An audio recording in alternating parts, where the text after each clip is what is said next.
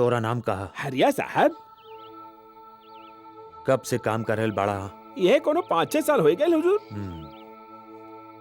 तब तो अर्जुन डकैत के बारे में बहुत कुछ जानत होए। अर्जुन डकैत? नाम तो सुन ले है जरूर, कबो देख ली ना। तोरा तो ठीक से झूठ बोले भी नहीं आवेला। हम अच्छा से जानतानी कि तू अर्जुन डकैत के बारे में बहुत कुछ जानेल। हमरा के ओकर ठिकाने का पता चाहिए। एक काम के खातिर हम तोहरा के निमन पैसा देब। हम बाद में आई।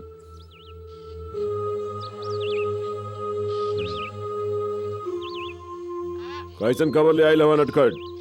एगो खास खबर लेके आयल बानी बाबू लोहार। एगो अजनबी मनई ढाबे पे आके अर्जुन भैया के बारे में पूछताछ करत रहल।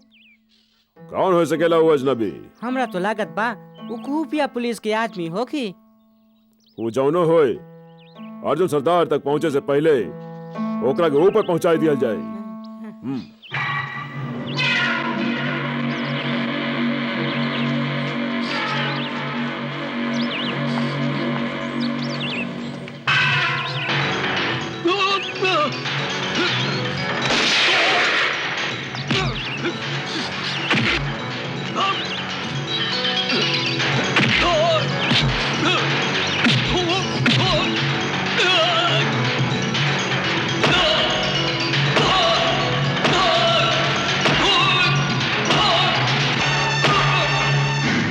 देखा, अगर ते चाहत हवे कि तू जियत रहे ता अपन सरदार अर्जुन डकैत का पता बताई दे।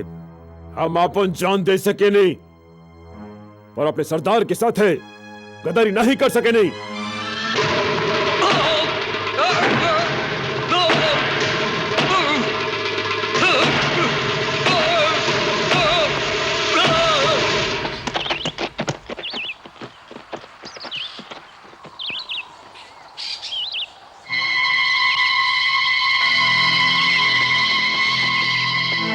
चंदनपुर गांव में हमारे एक ही दुश्मन बा, जगावर चौधरी।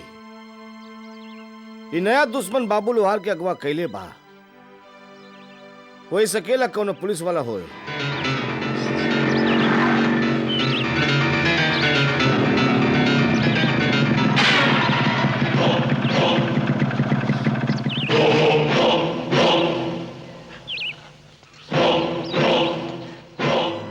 देवा नाम है हमरा। देवा पैसा लेवेला और मौत देवेला। यही खातिर लोग हमरा के मौत के सौदागर कहलन। तो हर जिंदगी के फाइल बंद करे के खातिर पैसा ले चुकल है हम। जिंदगी की कौनो आखिरी इच्छा होवे तब बताई दा। हम वादा करत हई तोहरा के मौत की गोदी में सुलाने से पहले तोहार आखिरी इच्छा जरूर पूरा करब। हम कोनो दिया नहीं जेकरा के तू हथेली से दबाई के बुझाई देबा। अर्जुन पुजारी आग का दरिया हवे, जेकरे रास्ता में आवे वाला जल के राख हो जाला।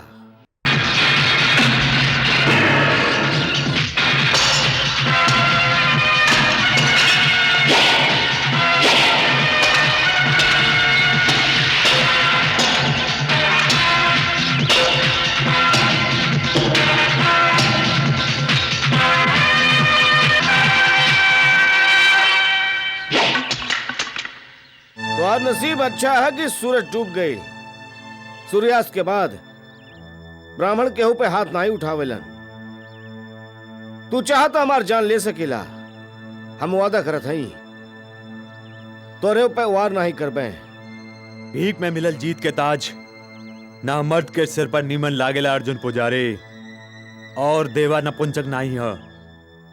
हम कल के सूरज निकले तक का इंतजार करब।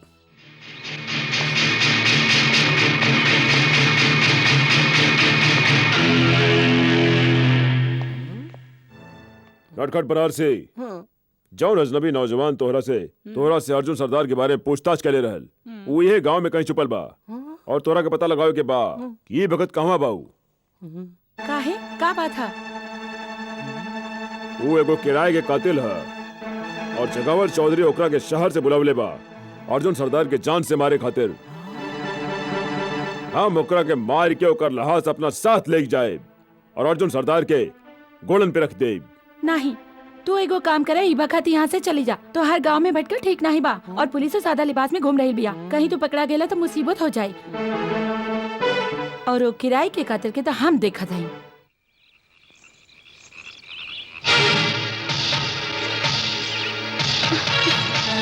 काय खातिर आइल हुआ यहाँ?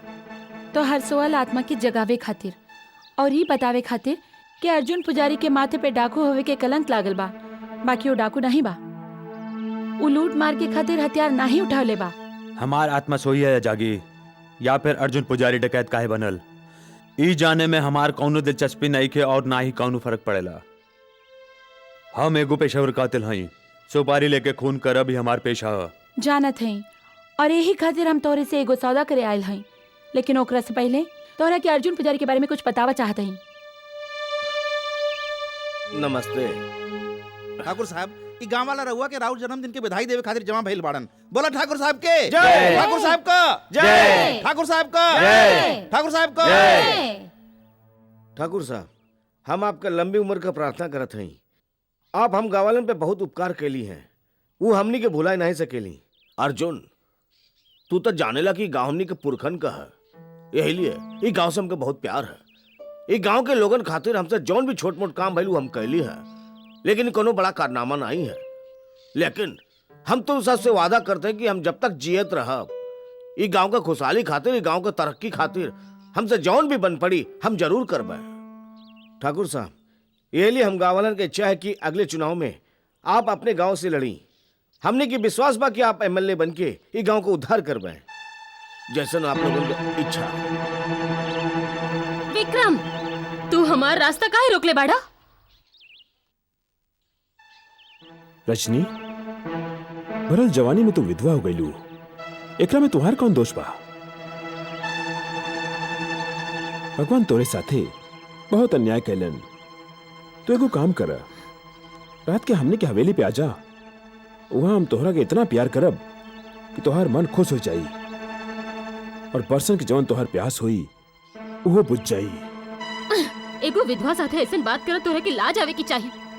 वादा करबू रात के आवे के तो प्यार से जाए दे, नहीं तो जबरदस्ती लूट ले तोहार इज्जत।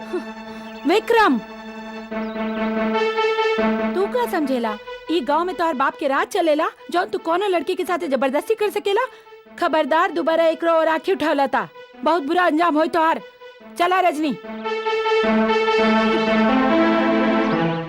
नहीं फूलमती, ठाकुर विक्रम प्रताप हमरे बहन के बुरी नजर से देखे की हिम्मत नहीं कर सकेलन।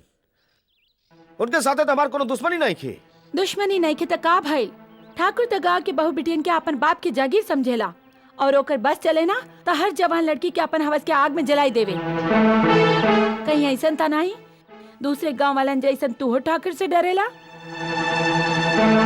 अगर ये बात बा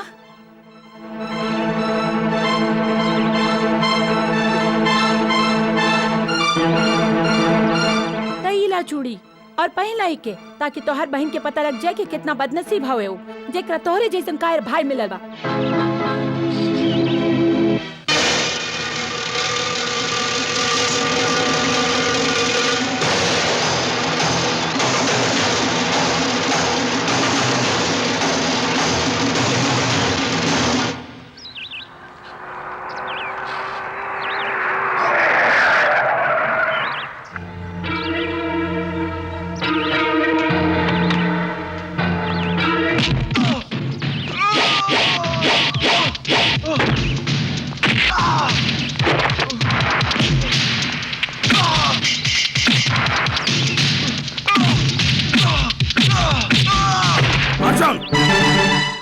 रुक जा अर्जुन, ये सब का होता?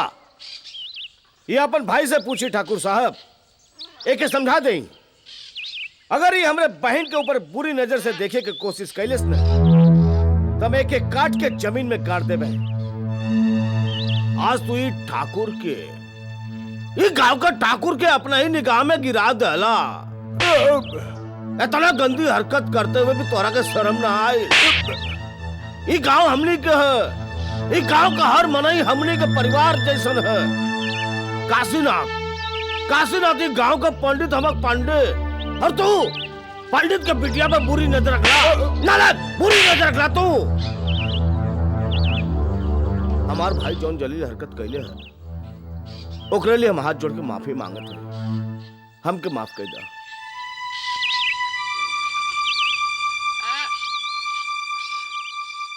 ते ठाकुर साहब के भाई पे हाथ उठावे के हिम्मत कैसे कैला? ऊ तो गांव के भलाई के बारे में दिन रात सोचत रहेलन। ई कैसे हो सकेला कि उनकर भाई गांव के बहू बेटियन पे बाहुर नजर रखे? बाबूजी आप हमरे पे विश्वास रखी, फूलमती अपने अखिया से देखे। सफाई देवे के कोशिश नहीं करा। ठाकुर साहब रजनी के बिटिया जैसन मानेलन।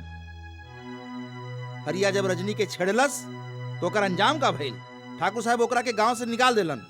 ऊ एगो महान आदमी हुआ, तो के हमरे साथे चली के उनकरा से माफी मांगे के पड़ी।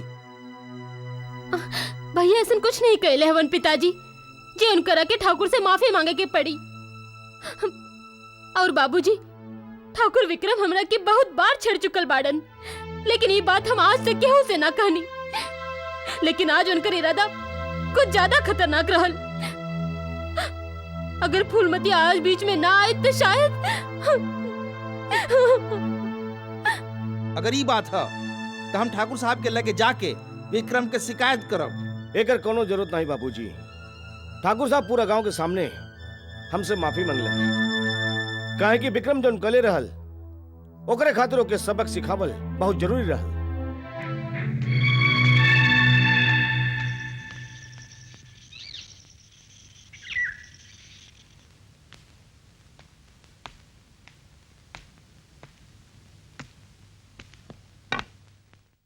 आवा अर्जुन, आवा आवा, स्वागतम स्वागतम।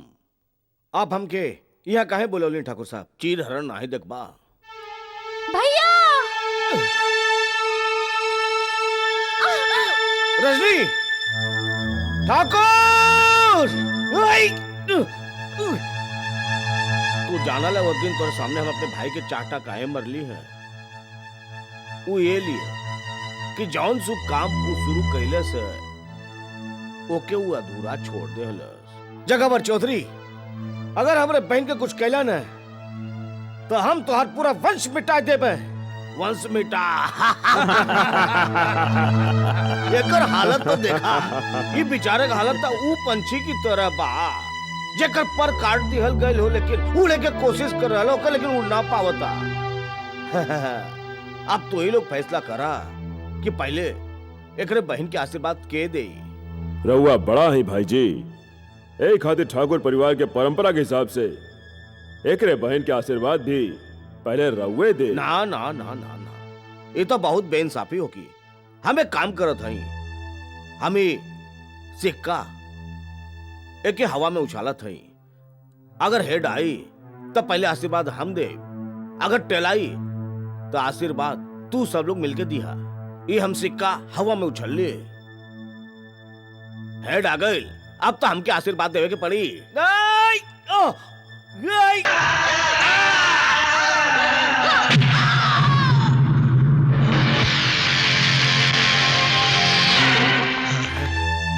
भाई जी, ये तो मर गई। अब का हुई भाई साहब? अगर पुलिस आइल तो हमनी फंस सकीला जा। ओहो जीजा जी, अगर रउआ चाहे तो रातों रात लाश के कहूँ फिकवा दे। नहीं साले साहब, इलाज हमने के बहुत काम के है। गन्ना जी मालिक। बीरेंद्र जी बड़ भाई जी। गन्ना समझ गए ना? हाँ।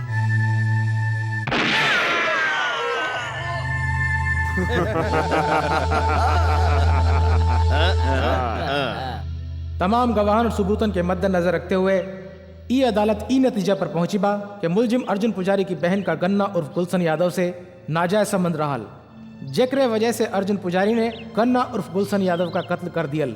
ई अदालत मुलजिम का मुजरिम करार देते हुए ताजिरात हिंद शेरे दफा 302 के तहत उम्र कैद की सजा सुनावत बा।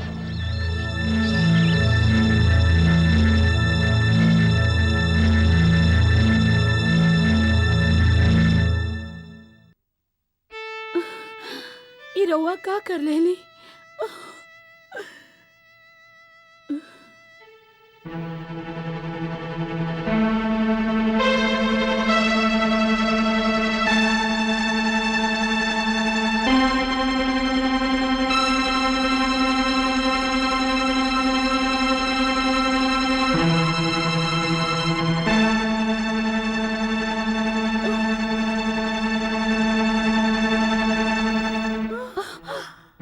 चाचा जी।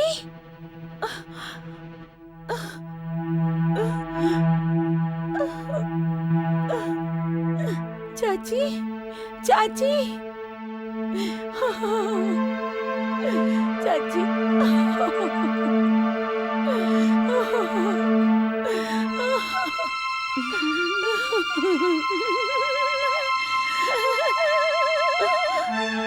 चाची, चाची,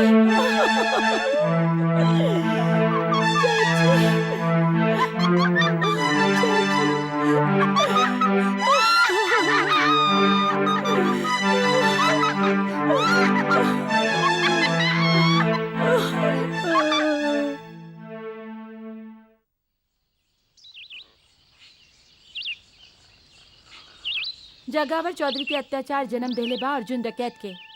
ई सब जाने के बाद भी तोहरा के लागत बा कि अर्जुन के मारब सही बा, त हम तोहरा के साथे एगो सौदा करे चाहत हई।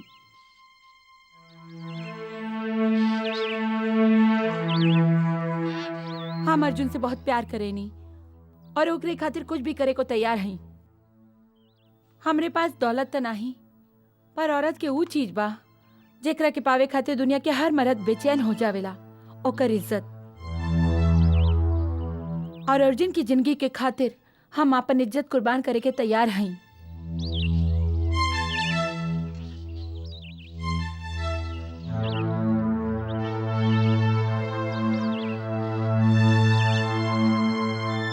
तोहरे साथ हम रात बितावे के तैयार हई,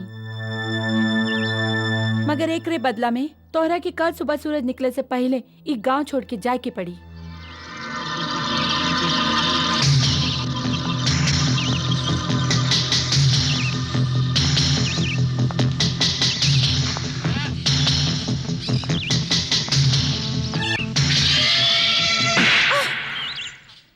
खून करब हमार पैसा, जिस्म के भूखा नहीं है हम। हाथ में रिवॉल्वर लेकर पैदा नहीं भइल रहनी। ई दुनिया हमरा के वैसी बनावले बा। हमरा एगो भाई रहे रोहित, गलती से डॉन की लड़की से प्यार कर बैठे। गधा। ए भूल के बहुत बड़ सजा मिलल ओकरा के। डॉन ओकरा के मार के ओकरा शरीर के इतना टुकड़ा कर देलस कि हम ओकरा अंतिम संस्कारों नहीं कर पाईनी। रोहित के मौत के बाद हमरा भीतर एको जानवर पैदा हो गई। आज तू वो जानवर मार देलुस। तू घरे चली जा, कल सवेरे हम गांव छोड़कर चल जाए।